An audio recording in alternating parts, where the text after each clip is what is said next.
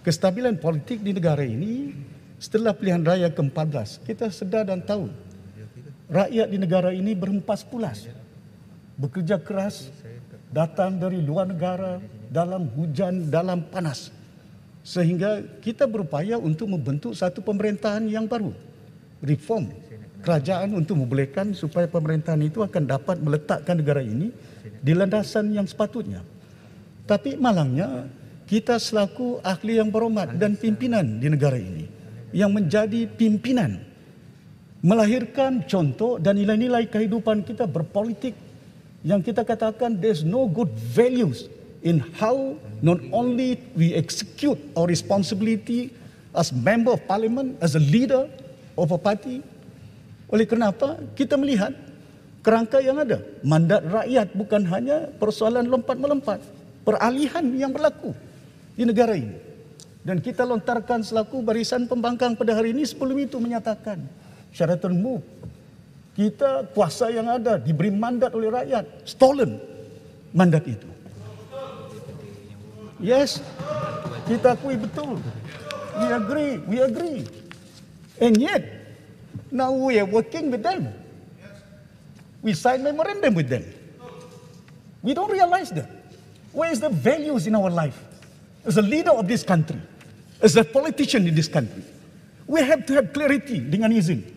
Dari segi nilai kehidupan kita, kuasa yang diberi mandat. Kerana itu rakyat pada hari ini, the root cause was instability because of that. Ini yang kata-kata jumlah tak cukup. We are playing with numbers. We are playing with numbers for human life in this country. Malaysia is a very wonderful country, a resourceful country. We could have been a very good example for the world sebagai satu negara berbagai kaum, berbagai bangsa yang ada di negara ini.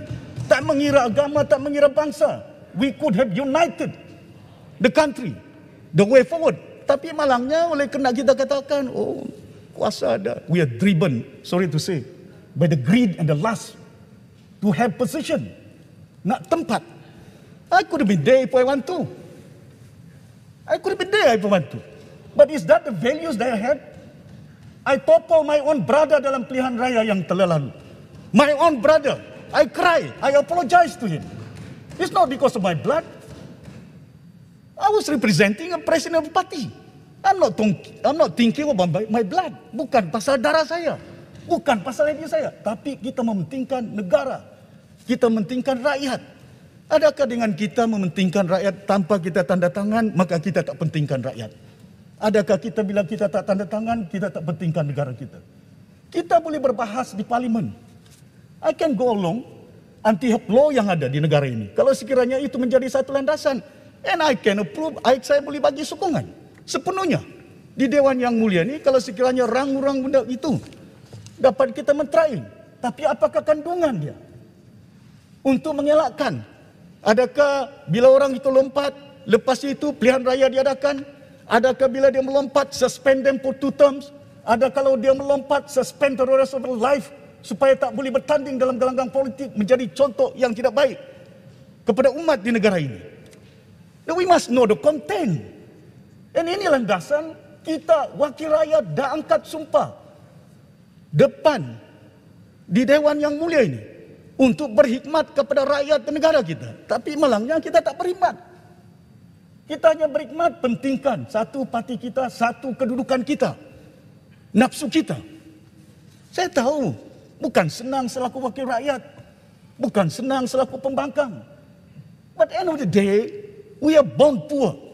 We will die poor. We can't even talk dengan izin. We are not even dressed, but the moment you die, you will die poor as well. Saya tak pernah lompat pun. You know, I was suspended. Saya digantung. No, it's not because of that. You know, persoalan dia kalau kita lihat banyak rang undang-undang nak timbulkan masalah, contohnya 18 tahun. Rang undang-undang ini dah diluluskan dalam parlimen masa pemerintahan dahulu. Need to implement. MS63. Dah kita bentuk jawatan kuasa. Saya dengar nak bentuk lagi jawatan kuasa. Berapa technical group kita nak lahirkan ni? Kita tahu apa kandungan. AG tahu. Jabatan Perdana Menteri tahu. Macam mana kandungan itu harus kita laksanakan. InsyaAllah saya untuk kepentingan negara, rakyat, untuk kita nak bond Malaysian dengan izin Datuk Speaker, if that is what need to be realised, 63, saya akan support. Tapi tidak berarti kalau kita tak tanda tangan, maka ini akan menjejaskan unity. Yeah, I don't want end of the day, if the government of the day fail, and I sign that memorandum, I also fail. Rakyat akan melihat kita.